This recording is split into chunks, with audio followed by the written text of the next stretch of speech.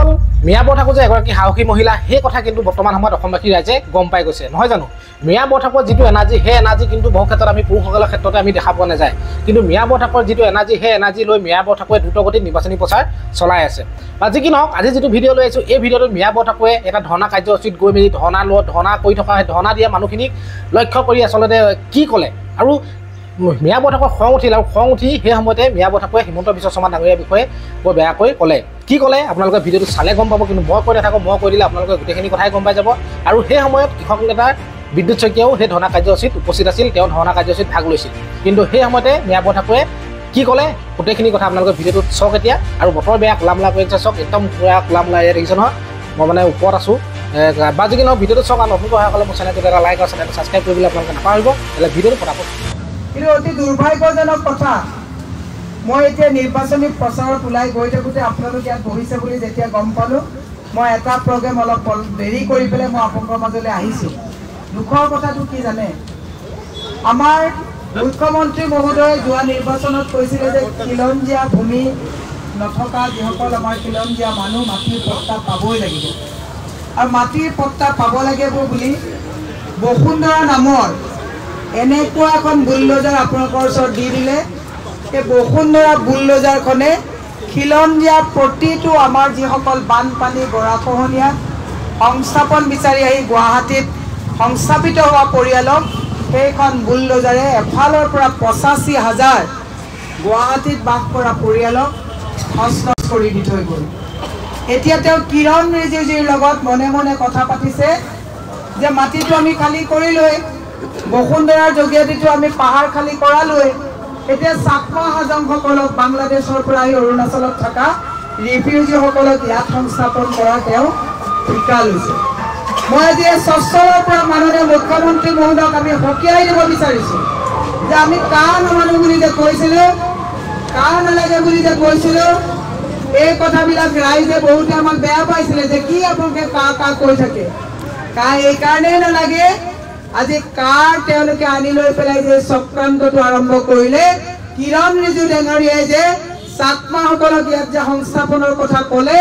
এইটোৱে হৈছে কাৰ প্ৰথম বুলডোজাৰৰ আচুৰ অসমীয়া ৰাইজৰ ওপৰত সেইকাৰণে আপোনালোকক আমি কৈছোঁ যে কাখন বাতিল কৰিবলগীয়া হ'লে আমি কি কৰিব লাগিব স্বচ্ছলত আমি ধাৰণা কৰিলে কা বাতিল কৰিব নোৱাৰোঁ কা বাতিল কৰিবলগীয়া হ'লে গৌৰৱ গগৈ লুৰিণজ্যোতি গগৈ প্ৰদ্যুৎ বৰদলৈ ডাঙৰীয়াৰ দৰে আমাৰ যিসকল সাংসদৰ প্ৰাৰ্থী আমি দিল্লীত যাব লাগিব আপোনালোকে আমাক সহযোগিতা আগবঢ়াব বুলি মোৰ আশা আছে মই দ্বিতীয়তে আপোনালোকক কৈছোঁ যে এইজন মুখ্যমন্ত্ৰী যিজন মুখ্যমন্ত্ৰীয়ে নিজৰ খিলঞ্জীয়া মানুহক সংস্থাপন দিব পৰা নাই সেইজন মুখ্যমন্ত্ৰীয়ে বিদেশত থকা লোকসকলক ইয়াত সংস্থাপন দিয়াৰ যিটো মাটিৰ দালালৰ ভূমিকাত অৱতীৰ্ণ হৈছে মুখ্যমন্ত্ৰী মহোদয়ক স্বচ্ছলৰ পৰা সকীয়াই দিছোঁ অসমৰ মাটি অসমীয়াৰ হাতত থাকিব অসমীয়াৰ মাটিৰ কাক গতাব অসমৰ ৰাইজে সিদ্ধান্ত ল'ব হিমন্ত বিশ্ব শৰ্মা ডাঙৰীয়াই পাহৰি যাব নালাগে তেওঁ অসমৰ মুখ্যমন্ত্ৰী মানে অসমৰ মাটি জাতি ভাষাৰ অভিভাৱক তেওঁ নহয় অসমৰ জাতি মাটি ভাষাৰ অভিভাৱক অসমৰ ৰাইজ মই সেই আপোনালোকক আহ্বান জনাইছোঁ যে এই চৰকাৰখনক যদি উৎখাত কৰিব নোৱাৰোঁ যে অহা ৭ তাৰিখৰ পিছত ৪ জুনৰ পিছত বসুন্ধৰাৰ জৰিয়তে যিসকলক ভূমিৰ পট্টাহীনতাত আজি নিদ্ৰাহীন কৰিছে চিৰদিনৰ কাৰণে এই ৮৫,০০০ গুৱাহাটীত থকা লোক শিলসাকুত থকা ১২৫০ পৰিয়াল আৰু অসমত মাটিৰ পট্টাৰ বাবে এপ্লাই কৰি থকা ২০ লাখ মানুহে নিজৰ ভূমিৰ অধিকাৰ হেৰুৱাব ইয়াত আহি পেলাই বাংলাদেশী আফগানিস্তান পাকিস্তানৰ পৰা অহা মানুহে ইয়াত ভূমি দখল কৰি আমাৰ ভৰিৰ তলৰ মাটি নাইকিয়া কৰিব সেয়ে মই আপোনালোকক কৈছোঁ ঐক্যবদ্ধভাৱে একত্ৰিত হোৱাৰ সময় আজি আমাৰ দলটো আমি যি নিৰ্বাচনত অৱতীৰ্ণ হৈছে ৰাইজৰ দলে আমাক সমৰ্থন দিছে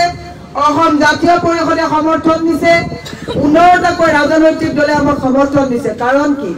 প্ৰতিটো ৰাজনৈতিক দলৰ কংগ্ৰেছৰ লগত বিচাৰধাৰাৰ তেওঁলোকৰ পাৰ্থক্য আছে কিন্তু সাম্প্ৰতিক সময়ত আমাৰ যেনেকৈ প্ৰতিবাদ কৰাৰ অধিকাৰ নাইকিয়া কৰা হৈছে এইখিনি সময়ত প্ৰত্যেকটো দলে উপলব্ধি কৰিছে যে আমাৰ সংবিধানে আমাক এটা অধিকাৰ দিছে চৰকাৰে যেতিয়া জনকল্যাণৰ বিমুখে কাম কৰিব, জনতাৰ অহিতে কাম কৰিব, ধৰ্ণা প্ৰদৰ্শন আন্দোলন কৰিবৰ পৰা এটা আমাক সাংবিধানিক অধিকাৰ দিছে আৰু সেই অধিকাৰটোক আজি বিজেপি চৰকাৰখনে থচ থচ কৰি আমাৰ মুখৰ অধিকে প্ৰতিবাদৰ ভাষাবিলাকক তেওঁলোকে বন্ধ কৰাৰ যে ষড়যন্ত্ৰত লিপ্ত হৈছে তাৰ ঊৰ্ধত আমি ৰাজনৈতিকভাৱে আমি সংকল্প ল'ব লাগিব। সেয়ে মই আপোনালোকক কৈছোঁ